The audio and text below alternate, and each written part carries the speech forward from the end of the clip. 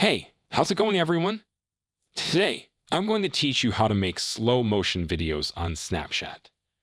This tutorial is for Android, but the process is similar for any other device.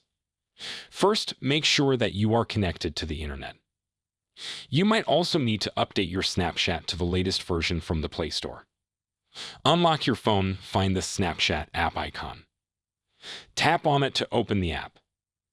To start recording a video, press and hold the circular capture button at the bottom of the screen.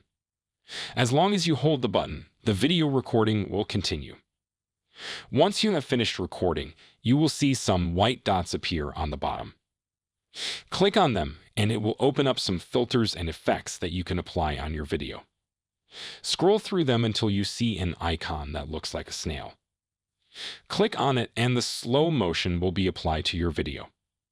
Once you're happy with your video and any added effects, preview it and send it to your friends or add it to your Snapchat story. If you want to save the video to your phone's gallery, tap the Save button before sending it or adding it to your story. I hope this video was of help.